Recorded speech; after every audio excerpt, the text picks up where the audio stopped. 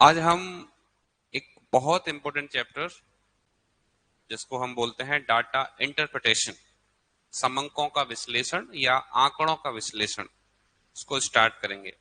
इसमें जनरली आपको क्या देखने को मिलता है? Bar graph, line graph, pie chart, ये सारी चीजें रहती हैं। तो सबसे पहले हम इस चैप्टर का जो नाम है उसको समझने की कोशिश करते हैं।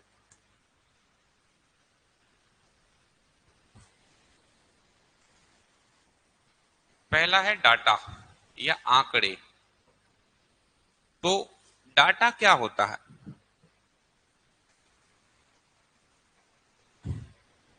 जैसे मैंने लिखा 75, 65, 48, 52, 60। ये क्या है? ये सिर्फ कुछ अंक लिखे हुए हैं, है ना? ये कुछ आंकड़े हैं, पर ये किस किस संदर्भ में है या क्या बता रहे हैं अभी हमें कुछ नहीं पता कि क्या है, केवल संख्याएं हैं, है ना?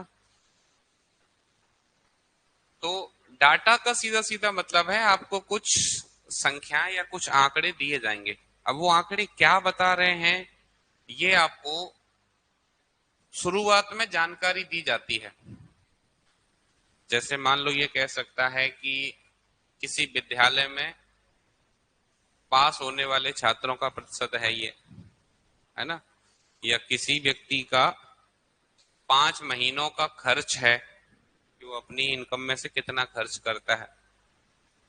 या फिर वो कह सकता है कि ये बेरोजगारी की दर है ना? मतलब इस तरीके से बहुत सारी चीजें यहाँ पर, क्योंकि अब अंक हैं, अंक तो कुछ भी बता सकते हैं। तो डेटा का मतलब हो गया सीधे आपके सामने कुछ फिगर रख दिए जाएंगे, है ना? कुछ संख्याएं आपको बता दी जाएंगी। लेकिन अब बात आती है एनालिसिस की।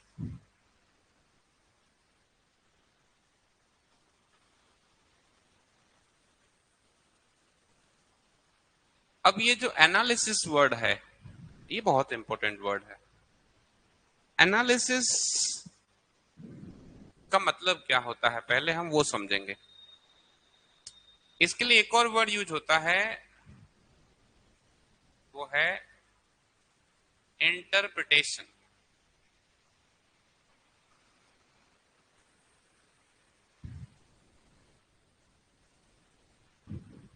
हिंदी में हम इसको कहते हैं विश्लेषण।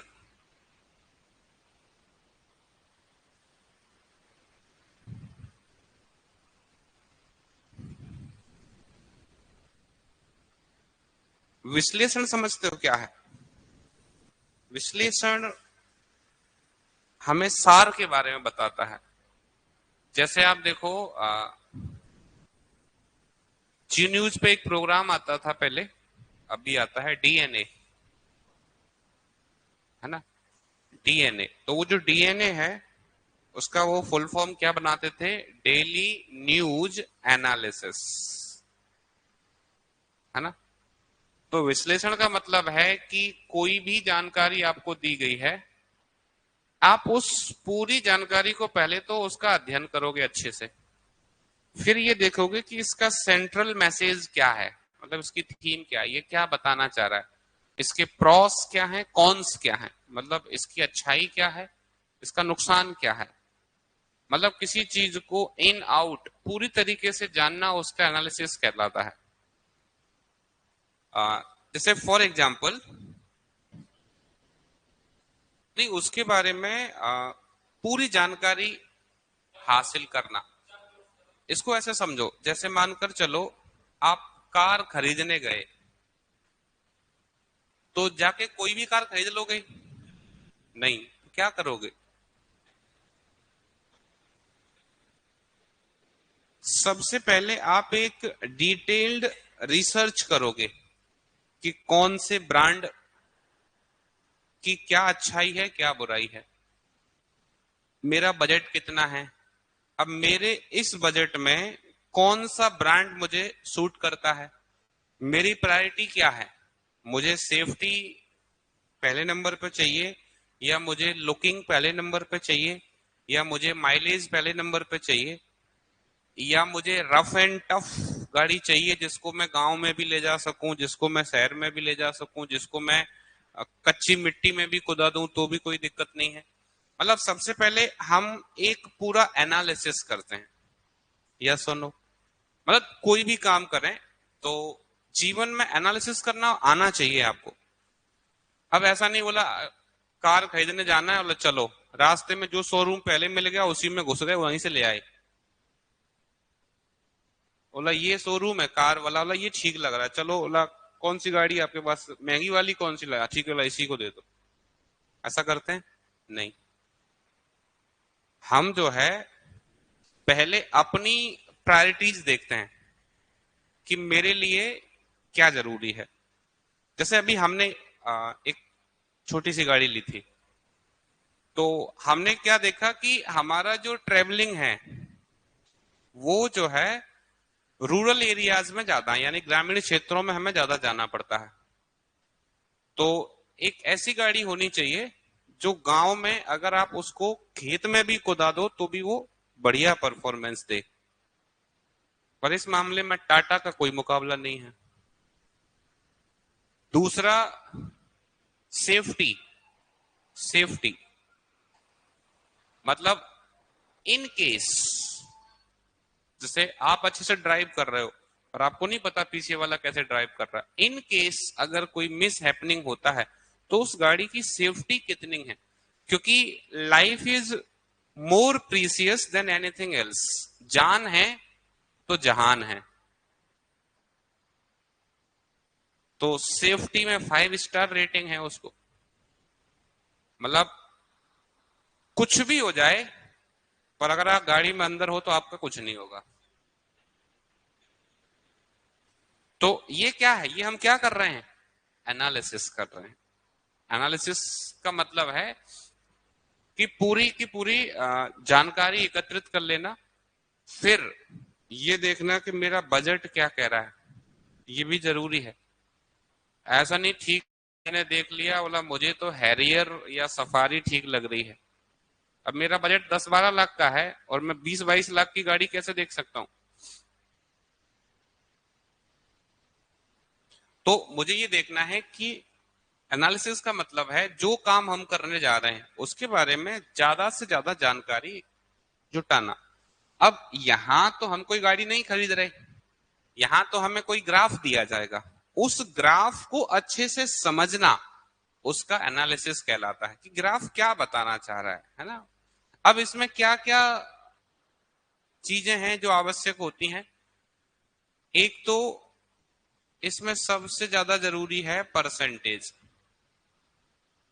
तो परसेंटेज हम पढ़ चुके हैं, वो आपसे परसेंट में वृद्धि पूछेगा, परसेंट में कमी पूछेगा यहाँ पर। दूसरा वो आपसे पूछेगा एवरेज, औसत। वो कहेगा इन सब का औसत कितना है, औसत बता दो। तीसरा वो आपसे पूछेगा रेशो, अनुपात। बोला इनका अनुपात बता दो। तो ब्रॉडली अगर देखा जाए तो ये 3 चैप्टर अगर आपको अच्छे से आते हैं तो ही आप एनालिसिस कर पाओगे, नहीं तो नहीं कर पाओगे। अब हालांकि कभी कभी इसमें आपको सिंप्लीफिकेशन की भी जरूरत पड़ती है, क्योंकि कुछ कैलकुलेशन करनी पड़ती है हमें, है ना। पर वो उतना बड़ा इशू नहीं है, वो कैलकुलेशन तो हो जाता है ना। तो अब ये डेटा एनालिसिस कैसे किया जाता है, हम इसको समझने की कोशिश करेंगे कि क्या है ये डेटा एनालिसिस।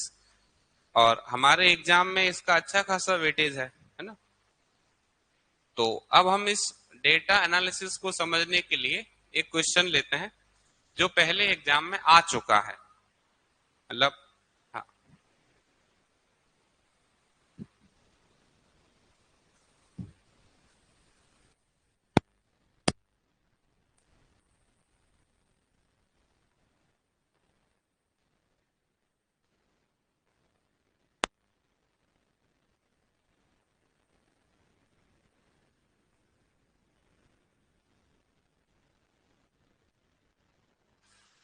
ओके।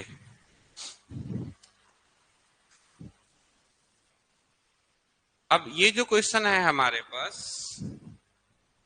ये क्वेश्चन आरपीएफ कांस्टेबल 19 जनवरी 2019 को जो एग्जाम हुआ था उसमें पूछा गया है। क्या है कि हम एग्जाम वाला क्वेश्चन नहीं लें तो ज्यादा बेहतर रहेगा, है ना? जैसे मान लो मैंने कोई एग्जाम्पल लिया, बहुत आसान ले लिया वो एग्जाम्पल, तो बात तो समझ में आ जाएगी, पर मान लो एग्जाम का लेवल कुछ और है और हम कुछ और पढ़ रहे हैं, तो फिर वो ठीक नहीं रहेगा। तो ये एग्जाम में आया हुआ क्वेश्चन है, इसका मतलब इसी पैटर्न पर एग्जामिनर आपसे क्वेश्चनिंग करता है।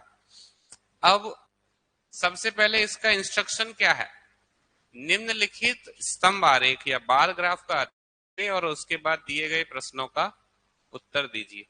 यानी सबसे पहले क्या कह रहा है वो, बार ग्राफ का अध्ययन करिए।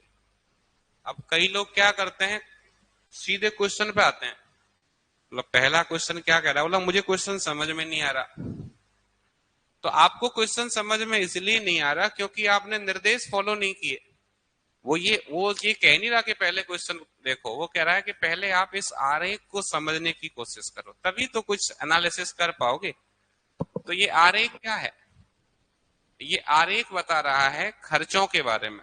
जैसे टी का मतलब है ट्रांसपोर्ट, यहां बता रहा है टी फॉर ट्रांसपोर्ट। ट्रांसपोर्ट मतलब यात्रा में कितना खर्चा हुआ, फिर खाने पे कितना हुआ, फिर निवेश कितना किया, शॉपिंग कितनी की, घर के खर्चों में कितना हो गया, पढ़ाई लिखाई में कितना है और किराया कितना है। तो हम ये समझ सकते हैं ये किसी व्यक्ति का खर्च है कि वो किस किस किन किन मदों पर पैसा खर्च कर रहा है और कितना कर रहा है। अब ये कह रहा है कि कुल व्यय 45,000, यानी कुल खर्च जो है वो कितना है, 45,000। मान लो किसी व्यक्ति की इनकम 45,000 रुपए है मंथली, तो ये उसका खर्चा है ना। अब हमें ये बात समझ में आ गई कि ये ग्राफ क्या बता रहा है, ये ग्राफ खर्चों को बता रहा है, अलग अलग मदों पे जो खर्चे हुए हैं उनको बता रहा है।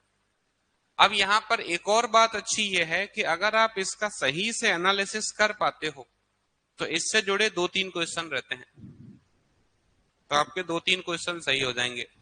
अगर आप ग्राफ का एनालिसिस नहीं कर पाए तो आपके 2-3 क्वेश्चन का नुकसान हो जाएगा।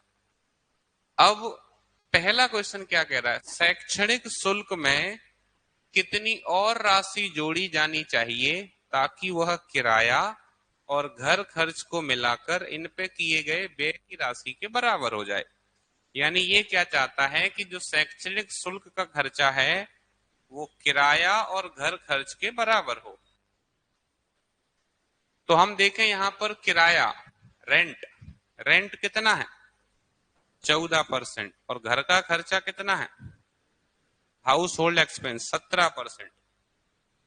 तो किराया और घर खर्च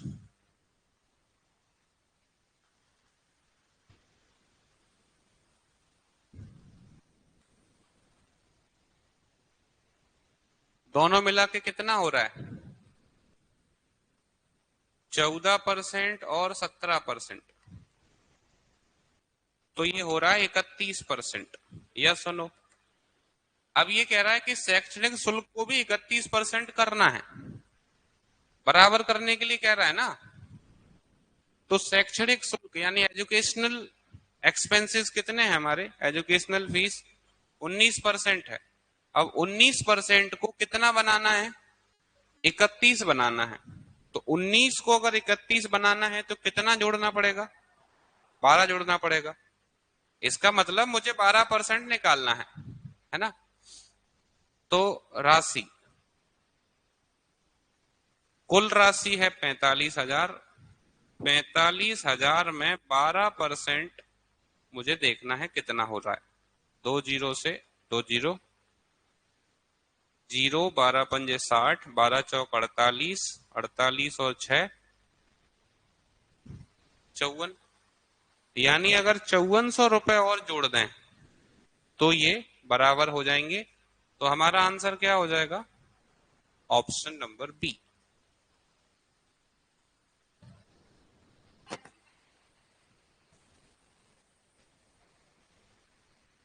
ये साइड से जो परसेंट दी हुई है, जैसे ये यहां ये बता रहा है तो उसको आपको हेल्प करने के लिए उसने क्या किया, नीचे वो लिख दिया है 15%। बाकी ये ग्राफ यहाँ 15% को ही टच कर रहा है, आप देखो ये। पर क्या है कि अलग अलग तरीके के लोग हैं। मान लो कोई कहे कि नहीं मुझे तो 15 नहीं लग रहा ये, मुझे बोला 14 पॉइंट कुछ लग रहा है ना। या कोई कहे कि नहीं मुझे 15 से थोड़ा ज्यादा लग रहा है, कोई कहे कि नहीं 14.8 लग रहा है। तो फिर जब हर कोई अलग अलग बात कहेगा तो फिर सही से आंसर कैसे दे पाएगा। इसलिए ये आपको हेल्प करने के लिए नीचे उसने लिख दिया है कि ये जो ग्राफ है ये 15% पे है, ये 13% पे है, ये 12% पे है। इस तरीके से उसने आपको बता दिया है कि परसेंट को इंडिकेट किया जा रहा है ना। बाकी उसके लिए अलग से कुछ नहीं करना है हमें।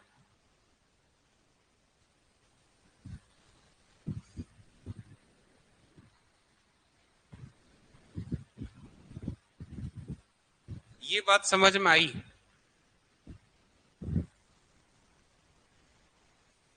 समझ में आई हो तो ही बताना, है ना। अगर नहीं आई हो, कोई परेशानी हो तो पूछना, क्योंकि ज्यादातर लोग इस चैप्टर से भयभीत रहते हैं, जबकि उतना मुश्किल नहीं है। हालांकि है, अच्छा है, क्योंकि एनालिसिस करना आसान बात नहीं होती है ना। हर कोई एनालिसिस नहीं कर सकता है।